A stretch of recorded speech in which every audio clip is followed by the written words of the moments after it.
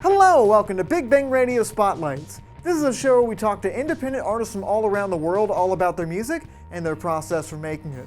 I'm your host, Isaac Anderson, and today I get to sit down with the musician Jordan Caiola. Without any further ado, here's the interview. Jordan, thank you so much for joining us today. We really do appreciate it. I want to start at the beginning of your musical journey, just like I do with all the other artists that we talk to on this show. And the first question I want to ask you is, what is your earliest musical memory? I remember learning every word to Don McLean's American Pie, probably like pretty early, just from like hearing it in the car, on the radio all the time with my dad. His whole thing was like, you don't leave the car. We don't leave the car until the song ends. Like he loves just playing a song, you know what I mean? A song was meant to be finished kind of thing. And so we'd sit in the driveway, even if we were only on the second of 8 verses. And we'd wait it out, and I just remember just feeling that song hit me in sort of a different way. As far as like playing music, I got like a Casio keyboard, when I was in, I don't know, first or second grade or something like that I would just kind of mess around on. But I didn't get a guitar until I was like 13, and that's kind of just when I was like, all right, this is what I want to be playing. This is what I want to be doing. It sounds like you had a family that loved music, but like, were you raised in like a musical family? Like, I don't know if you have siblings and they were musical, or like, other people in your family that like played music. I don't know. How exactly was that? My dad sang mainly, but he had an ear for it. I think he messed around on bass when he was younger. Maybe knew a couple of guitar chords, but mainly sang. And we would sing like harmonies together, basically. I learned all these songs that he wanted to play, and when I'd come home from college, we'd often just sit with a guitar and some Yinglings and just pound through a bunch of Springsteen and Van Morrison tunes and old Motown songs and stuff like that. So he was definitely the main musical influence. My mom and my brother are not very musical, but definitely have talents in other areas. So mainly my dad was the influence there. And he was the one showing me all, like, all Stones and Zeppelin and even a lot of folk music that I kind of, definitely hear the influence from that in my solo work now. I know you mentioned that you started playing music when you were like a teenager, around 13, and you kind of knew that music was a thing. But like, would you remember like a definitive moment where like, where you just decided like this music thing is not just going to be a hobby, like this is going to be like the career path that I want to do? I think probably my freshman year of college. Like we started the Mo Lauda literally in high school, our senior year, and we were playing, grad parties and things like that. Just, playing some covers and maybe some of my songs that I had written on my own that we kind of transformed into full band songs. And then we all ended up just kind of accidentally going to the same college, Temple University in Philly. We recorded our first album with Temple University, with like the student run record label, which was a blessing because, so many hours in the studio, and it was all free all through the school. So yeah, that's how we recorded Curse the Weather. It was just, we had 10 songs. We recorded all 10 songs, and then it was just like, all right, this is an album. And then tried to start kind of cycling out and touring around the Northeast in the summer and things like that. And I think that probably was the moment when we all ended up at Temple. Like, why would we not try this? And we all graduated, all got our degrees. So it was never like, we're going to drop out of school and go be rock stars. Like, no, we all have our degrees and a fallback if necessary. But luckily we haven't had to really use them yet.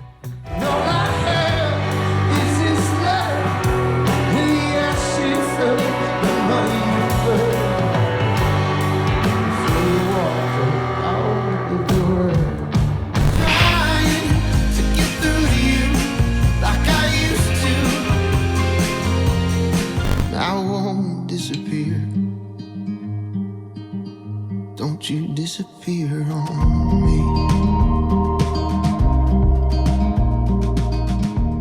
When you write specifically lyrics, do you try to go in a different way than your other projects? Like when you write the lyrics for that, it sounds like you're very experiential, but I don't know. Do you try to go experiential? Do you try to go figurative on these? I don't know. What is it like?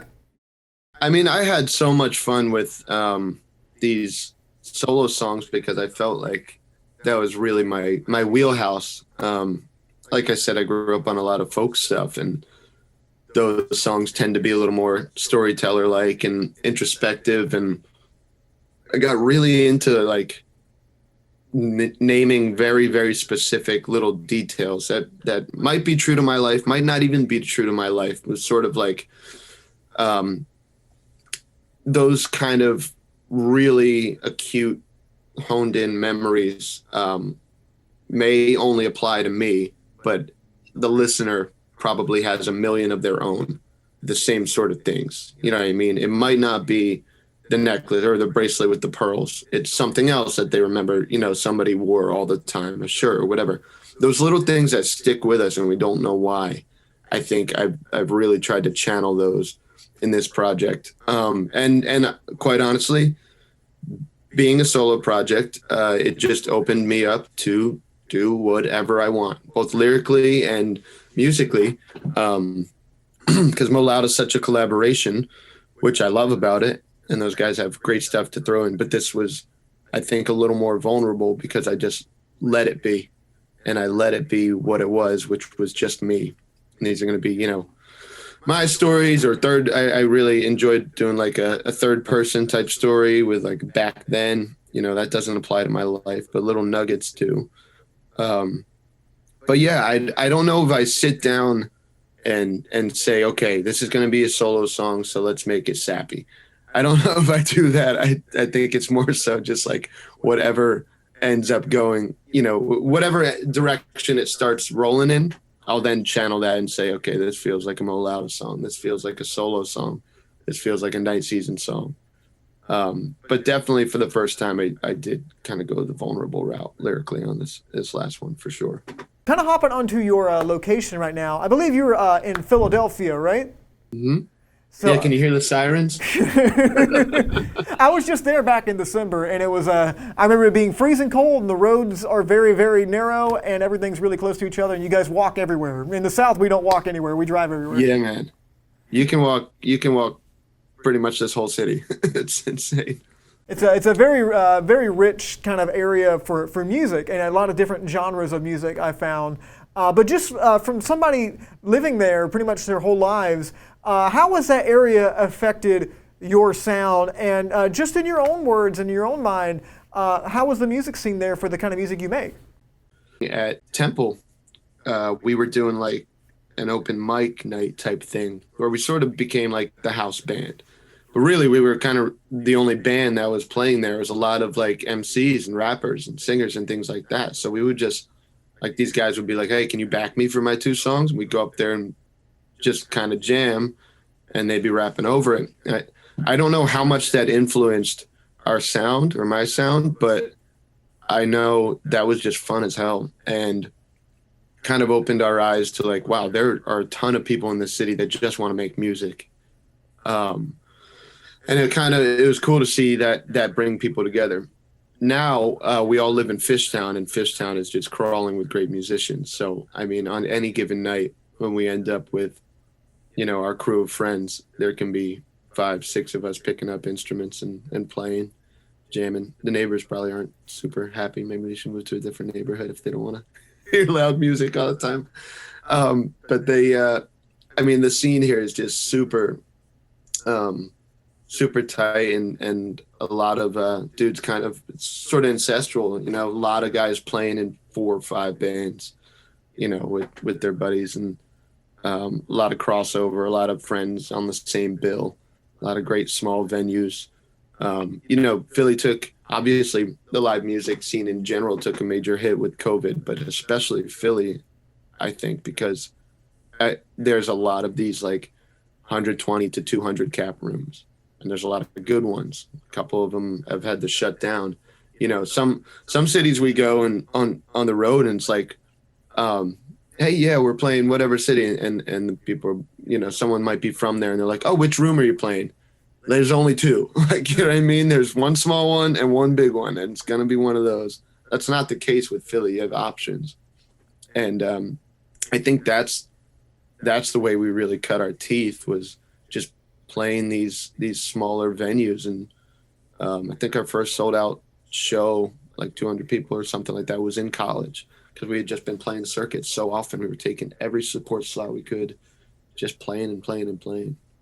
Heard that. Well, I want to hop onto your role as a producer now, because you're not only a great musician, but you're also a great producer, and you've worked on different projects, obviously, but specifically one that's really close to Big Bang Radio is Raleigh favorite Arson Daly, who's actually been on the show before, and they talked about how you, Shane, and Jeff like really kind of shaped that record, and how much they enjoyed working with you.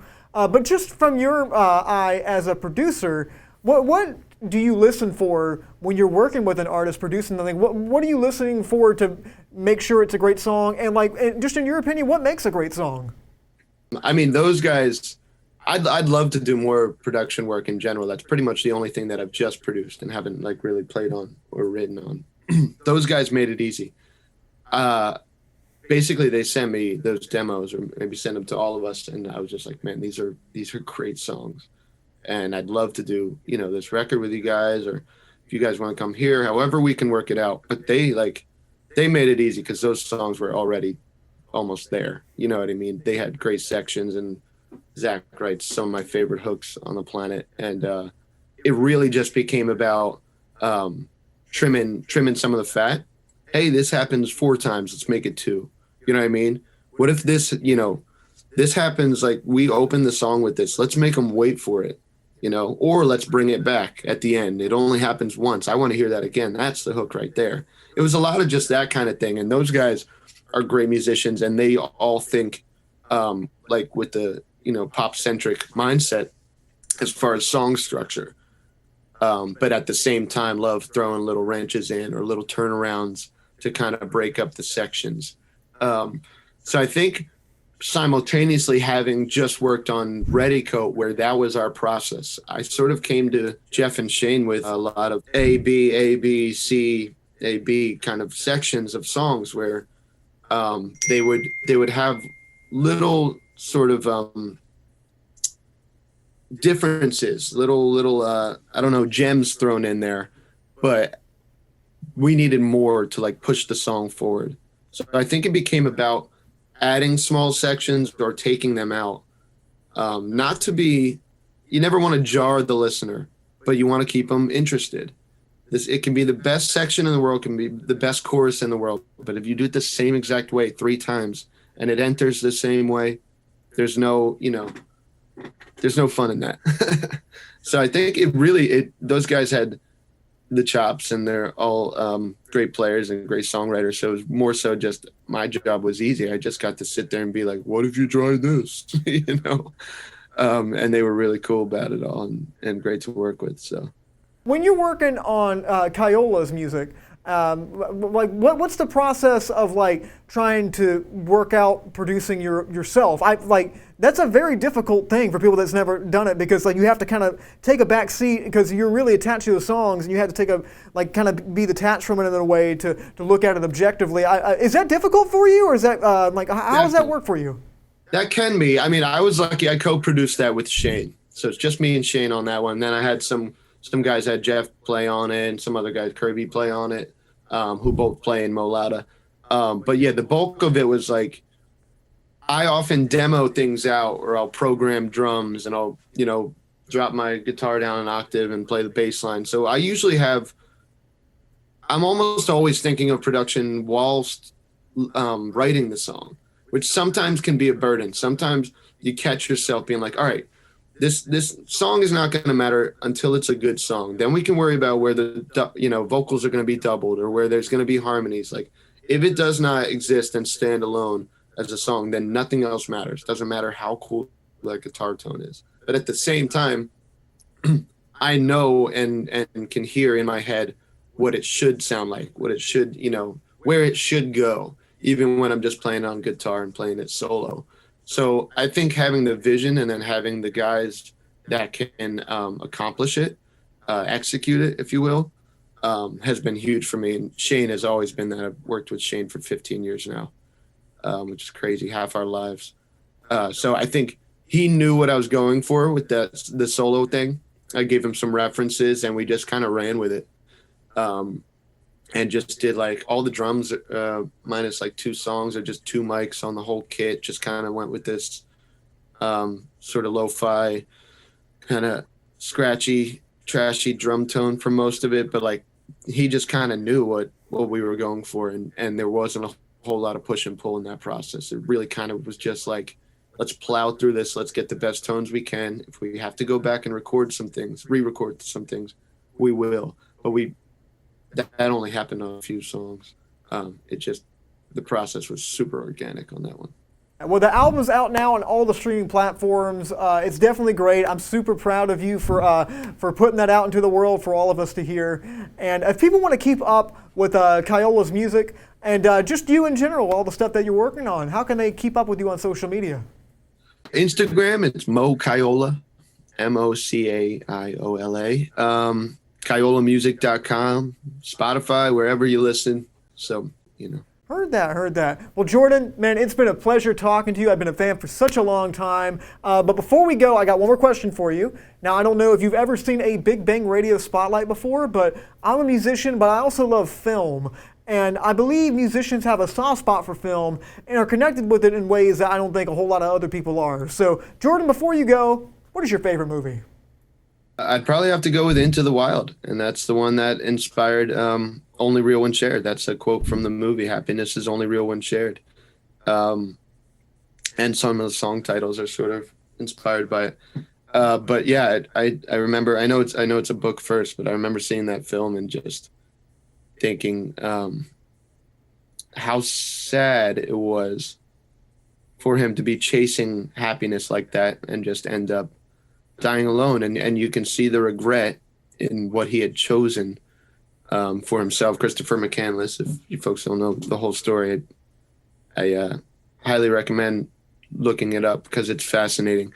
Basically was running from everything that he was missing in the end, which was the company of other people. And that's kind of, in some way or another, every song on that solo album has something to do with longing for the company of other people or appreciating the company of other people. Thanks to Jordan for sitting down with us and talking all about Caiola's music. If you want to see more interviews just like this, you can find us online at Studio 67 NCC. Thank you all for watching. I'm Isaac Anderson, and until next time, stay lovely.